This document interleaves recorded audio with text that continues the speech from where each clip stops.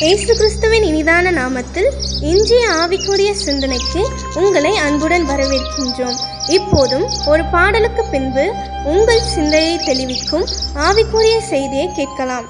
மலை போன்றதொரு சோதனையில் மகிபன் அவர் கைவிடாரே, கல்வாரி நண்பினிலே கனிவோடுன்னை அணைத்திடுவார்.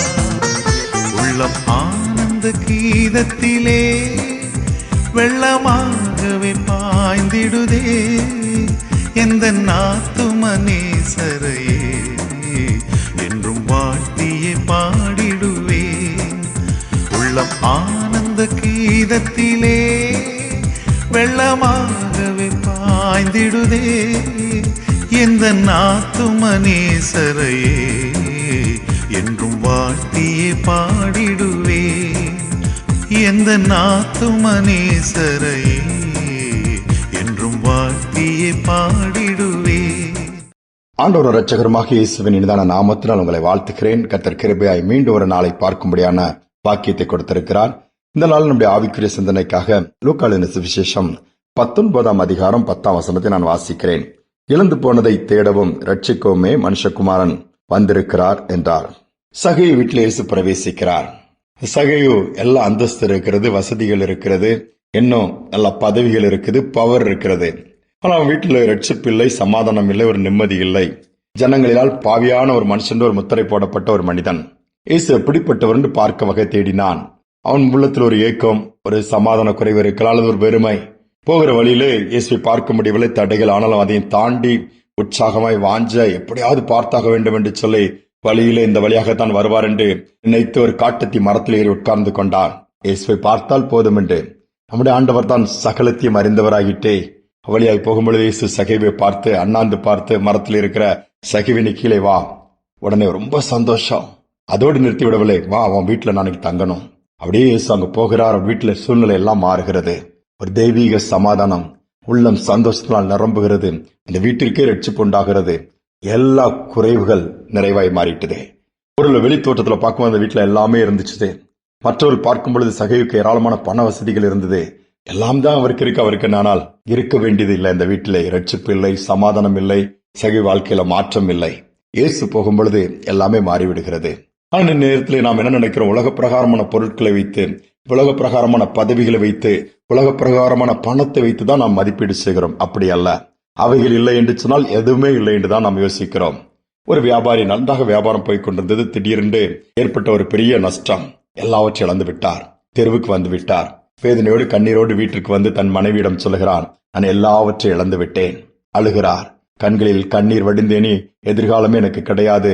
இழப்புகளின் மத்தியில் நான் கடந்து வந்து என்ன செய்வேன் தெரியவில்லை என்று கையை பிசைந்து நின்று கொண்டிருக்கிறார்.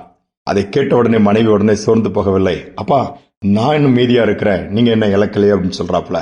உடனே மூத்த மகள் ஓடி வந்து, டாடி நானும் இருக்கிறேன், நான் உயிரோடு தான் இருக்கிறேன். வீட்டுல ஒரு குட்டி பையன், டாடி நான் உங்க பையன் இருக்கிறேன், நான் இன்னும் செத்து போகல, எதுவுமே இல்லைன்னு எப்படி சொல்வீங்க அப்படின்ட்டு. அந்த நேரத்துல ஒரு பாட்டியம்மா வீட்டுல இருந்து சொல்றாங்க, தம்பி வாக்கு தத்துவங்கள்லாம் நிறைய ஆண்டவர் கொடுத்திருக்காரு, அது இருக்குத. திருப்பி மனைவி சொல்றாங்க, உங்களுக்கு நல்ல கை கால்கள் ஆண்டவர் கொடுத்திருக்கிறார், அது நல்ல திடகார்த்தமா தான் வேலை செய்கிற அளவுக்கு தானே இருக்குது, அது ஒண்ணு விழுந்து போகவில்லையே. ஒவ்வொருத்தராக மாற்றி மாற்றி சொல்லுகிறார்கள். அடுத்த ஒரு பிள்ளை சொல்லுது, டாடி நமக்குண்டு ஒருவேளை இந்த உலகத்துல பாடுகள் இருந்தாலும் பரலோக ராஜ்யத்தை ஆண்டவர் வச்சிருக்கிறாரு, அங்கு போய் கஷ்டம் இல்லாம சந்தோஷமா நிம்மதியா இருக்க முடியும். சண்டே ஸ்கூல் அதை சொல்லி கொடுத்திருக்கிறாங்கன்னு சொல்லி சொல்றாங்க. அடுத்தால ஒரு குட்டி பையன் சொல்றான் திரும்பவும், டாடி ஏசப்பா அந்த பரலோகத்தை கூட்டிட்டு போக நமக்கு இருக்கிறாரு. இவைகளா கேட்க கேட்க அந்த மனதனுடைய கண்கள்ல அந்த வேதனையின் கண்ணீர் போய் ஆனந்த கண்ணீர் வந்துருச்சுது. நான் ஒண்ணுமே இல்லைன்னு நினைச்சேன், இவ்வளவு இருக்குதா? நான் இழந்து போனதை காட்டிலும், என்னை விட்டு போனதை காட்டிலும் இன்னைக்கு இருக்கிறது தான் எனக்கு அதிகம்னு சொல்லிட்டு மனதை திடப்படுத்தி கொண்டு தண்டிய கிரியைகளை செய்ய ஆரம்பித்தாராம். மீண்டுமாய் விழுந்து போன பிசினஸ் நிமிர்ந்து நிற்க ஆரம்பித்தது. கர்த்தரை நடத்த ஆரம்பிச்சாரு. குடும்பமே சந்தோஷமாய் மாறிடுச்சுதான். ஏதோ ஒன்று இழந்துட்டோம், ஏதோ ஒரு இழப்புகளை சந்திச்சிட்டோம், ஏதோ வாழ்க்கையில எதிர்பார்த்தது நடக்கலன்னா எல்லாமே முடிஞ்சு போயிடுச்சு நம்ம முடிவுக்கு வந்து விட முடியாது. நம் விசுவாசம் சோதிக்கப்படுகிற காலம் இது. இருக்கிறது எவ்வளவோ இருக்குது. யோசித்து பார்த்தோம்னா தேவன் நாம் இழந்ததை காட்டிலும் அதிகமாய் நமக்காய் வைத்திருக்கிறது அதிகம். அதை சிந்திப்போம். சோர்வு நம்மை விட்டு விலகிவிடும். மீண்டும் எழுந்து காரியத்தை நடப்பிக்கக்கூடிய உன்னத பலன் நம்மை ஆட்கொண்டு விடும். அப்புறம் என்ன, சட்டைகள் எடுத்து நாம் எலும்ப ஆரம்பித்து விடுவோம். இழந்ததை திருப்பிக் கொள்ள முடியும். ஜெபிப்போம். அன்பின் தகப்பனே, புதிய நாளை கொடுத்திருக்கீங்க, நன்றியோடு துதிக்கிறோம் அப்பா. அநேக இடத்துல சின்ன சின்ன காரியங்கள், சின்ன சின்ன இழப்புகள், மனஸ்தாபங்கள், வேதனைகள், சரீரத்தில் ஏற்படுகிற பலவீனங்கள் அல்லது குடும்பத்தில் ஏற்படுகிற இழப்புகள், உற்றாரை அல்லது உறவினர்களை மிகவும் நேசிக்கிறவர்களை இழக்கும் பொழுது தாங்க முடியாத காரியங்கள் நாங்கள் கடந்து போகிறோம்ப்பா. ஆனாலும் இந்த உலகத்தில் எதுவுமே நிரந்தரம் கிடையாது. நீங்க இருக்கிறீங்கப்பா. அதை காட்டிலும் மேலானது, மேன்மையானது வேற ஒன்று இருக்க முடியாதே. அந்த சிந்தை எங்களுக்குள்ள எப்பொழுதும் இருக்கட்டும். எப்பொழுதும் எங்கள் சிந்தை உண்மையிலே இருக்கட்டும். எங்கள் விசுவாசம் உண்மையிலே இருக்கட்டும். உண்மை சார்ந்து கொள்ள, உண்மை பிடித்துக் கொள்ள எங்களுக்காய் வைத்திருக்கிறது ஏராளம் அப்பா. நாங்கள் இழந்ததை காட்டிலும் திரும்பவும் எல்லாவற்றையும் திருப்பிக் கொடுக்க வல்லவராய் இருப்பதற்காய் ஸ்தோத்திரம். ஒருவேளை இழப்புகள் மத்தியில கடந்து போகிற பிள்ளைகள் இருக்கலாம், விசுவாச போராட்டத்தில் இருக்கலாம், நம்பிக்கை சோர்ந்து போயிருக்கலாம். இந்த நாளிலும் தட்டி கொடுங்கப்பா, தைரியம் கொடுங்க, தூக்கி நிறுத்துங்க. நீங்க பிள்ளைகளுக்காய் வைத்திருக்கிற ஆசீர்வாதங்களை பார்க்கும்படியாய் கண்களை திறந்தருள்வீராக. அற்புதங்கள் நடக்கட்டும். மீண்டுமா எழுந்து காரியத்தை நடப்பிக்கிற நாளா இந்த நாளை மாற்றிக் கொடுப்பதற்காய் ஸ்தோத்திரம். துதிக நம்மை ஏற்றுக்கொள்ளும் இயேசு நாமத்தில் பிதாவே, ஆமேன், ஆமேன். சோர்ந்து போக வேண்டாம். நமக்கு இருக்கிறது அதிகம். இழந்ததை காட்டிலும் அதை சிந்திக்கக்கூடிய, பார்க்கக்கூடிய கிருபை கர்த்தனைக்கு கொடுக்கட்டும். ஜெபிப்போம். நிச்சயமாக அப்படிப்பட்ட கிருபையை கொடுப்பார். இந்த சிந்தனையோடு இந்த நாளை தொடர்வோம். மீண்டுமா நாளை தினம் சந்திப்போம். உன் துக்கங்கள் இயேசு சுமந்து கொண்டா, உன் பிணிகள் எல்லாம் ஏற்றுக்கொண்டா. உன் துக்கங்கள் இயேசு சுமந்து கொண்டா, உன் பிணிகள் எல்லாம் ஏற்றுக்கொண்டா.